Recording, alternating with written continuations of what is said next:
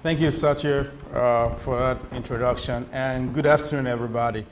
Satya had told me the other day, it's not the other day, a couple of months ago about this, and it's amazing how these arrangements are made over ordering soup of the day in SAC basement, and these inspirations happen that way. And like you said, the title of today's, of my opening remarks is more like a remark considering that I have 10 minutes. Is the space between reimagining Africa in Latin America. In preparing for this opening statement, I had gone back to watch two different documentary films. The first one was Henry Louis Gates' four-part television series, Black in Latin America, which was broadcast on PBS in 2011. And then there's another documentary, Silva Lucas's piece, Los Hijos de Bencos, Children of, or the Sons of Bencos. I'll go with the English translation, which was produced in 2003. Gates' series is his journey through 6 Latin American countries, namely Haiti, the Dominican Republic, Cuba, Brazil, Mexico, and Peru, in which he explores the unique experiences of persons of African descent in these places, despite their common history of European enslavement beginning from the 15th century. I must quickly add that even though ordinarily we are always leaning toward using Columbus as the first, and the transatlantic slave trade as the first arrivals of persons of African descent in the New World, in fact, studies have shown that prior to Columbus, there have been a lot of movements, from Africa to the New World, because actually the distance is not too far, 2,000 miles across the Atlantic. And so, it's not above the imagination to think that there were interactions before them. But in any case, part of what Gates does is to look at, Africa or Africans in the New World, beginning with Columbus. On the other side, you have Silva Lucas's work, which is a fascinating feature on the music of the Palenque de San Basilia of Colombia, a town in the northern Cartagena area of that country, a people who claim, the Palenque claim to be the first free black city in the Caribbean, even prior to the Haitian Revolution.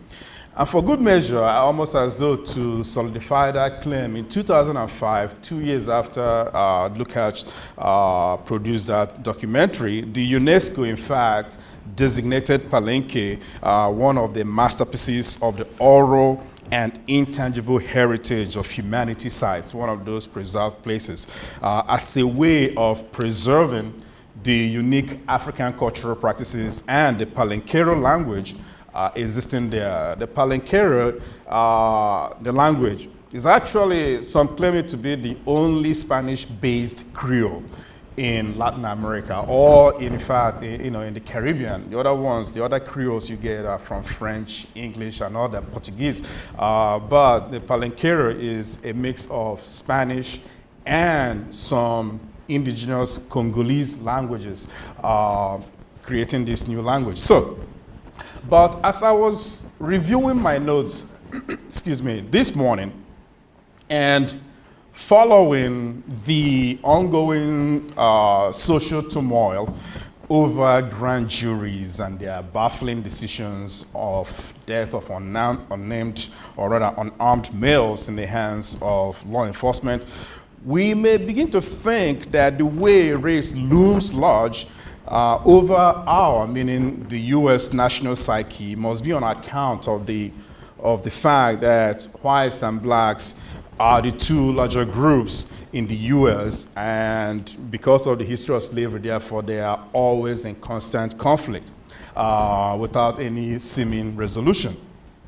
But as Gates points out in his series, the TV series, African Americans may constitute 13% of the US population today, but at the height of slavery, of the estimated 11 million Africans who survived the Middle Passage and arrived on the shores of the New World, only less than 500,000, in fact, 450,000 of these 11 million or so, 11.2 to be precise, 11 million of these Africans were actually moved to North America, the United States principally. The rest, the 11 million or 10.5 million, however, that whole number, all that number of Africans were in the South, with Brazil alone accounting for more than half, or at least half of that 10 million. And then you have Colombia, again, among Latin American countries, it's second right after Brazil in terms of the population of Africans that moved into the New World. So indeed, therefore, think about that, and the point being that, yes, we are Americans, and and so these issues about race are huge for us. The presence of African Americans here in the United States is a very powerful and very significant aspect of our national life. But to take a look at the presence of Africans in the Americas, in the rest of the Americas, especially for the purpose of our discussion today, Latin America becomes one that is very urgent and one that we really need to focus on, because it's also a way in which you can break away from what seems like the Manichaean dynamic struggle, eternal struggle between black and white in America, and look at other spaces also here in the Americas where the dynamics of interactions among Europeans, persons of European descent, African descent, Asian descent, and of course American Indians is more nuanced, complex, and layered in texture. So to think about that then is part of why I was caught, or rather I thought it was very, very significant then to think about what Silva Lucas is doing in The Sons of Benkos. And that video, that production, basically is a focus. The focus is on champeta music, the music in Colombia, music by Afro-Colombians, which is the music itself. Champeta is again derived from the name. It was actually a derogatory name given to the poor, mostly former slaves or slaves, champetudo, as they were called. You must pardon my Spanish inadequacies in pronunciation. And they were defined by the machete, which they used for farmland, for farming and the like. And so champeta music came up from this space of disposition, from this space of poverty. But before even champeta music, which is basically contemporary Afro-Colombian music, you had the traditions, especially among the Palenque, among people of Palenque, you had music that was defined by African drumming, the djembe, the conga music and other percussions, the shakara, the little shakers, well, and other percussive instruments. And what Lucas does there is to show how there's been this sustained African musical presence in that particular part of Colombia. But my interest here is in the nature of the cultural exchange. In discussing the presence of Africa in the New World, our tendency is to seek out pristine practices, say in language, or institutions say in language, religion, philosophy, cuisine, and the like, for survivals, the presence of Africa, what has survived. This approach, I must say, has its use for, as Bob Marley would say in his song, No Woman, No Cry, in this great future, you cannot forget your past. And so to look for the existing cultural practices can help us not only in understanding practices that exist, but in trying to understand what has shaped these aesthetic considerations. It's also a way of understanding how practices are extended and how they can also be changed in that process. On the Champeta fusion, therefore, what is striking is the nature of the dynamic, this contemporary musical expression. If in the first coming of Africans, if in the first coming of Africa in the New World, and in terms of the survivals, we are trying to celebrate how, despite the horror of the Middle Passage, how, despite the horror of slavery, some of these Africans have retained their cultural practice. That is, in fact, the nature of the first coming. What it does is also to make those kinds of practices to become almost invaluable, because that's what has survived. You have to keep it for the memory. You know, they become sites of memory, sites of racial and cultural memory. But it is also, and by that token also, you'll find UNESCO, therefore, conferring that kind of privileged status to that kind of space. But the second coming is more nuanced, it's more complex. Because if the first coming, meant Africans in chains, in ships, arriving on the shores of Latin America, the second coming is actually more dynamic.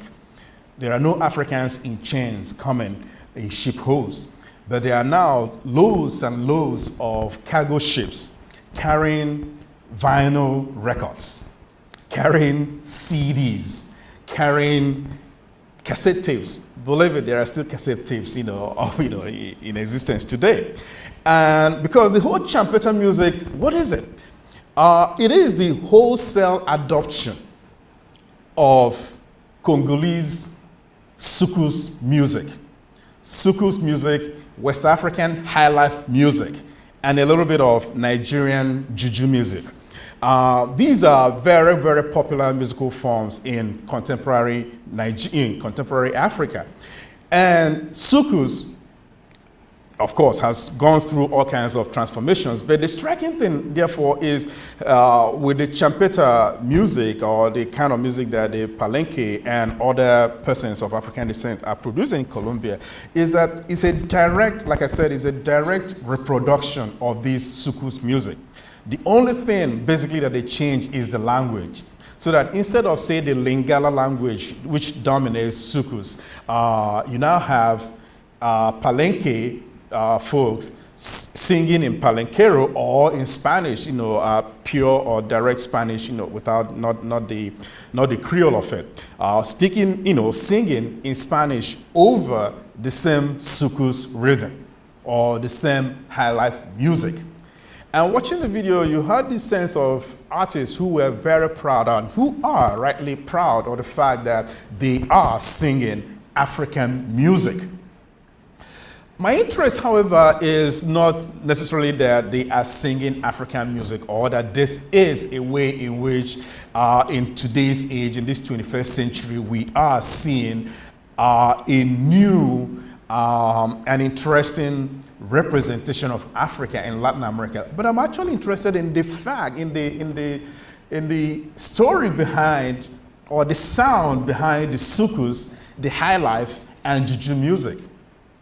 The soukous emerged, from French colonialism.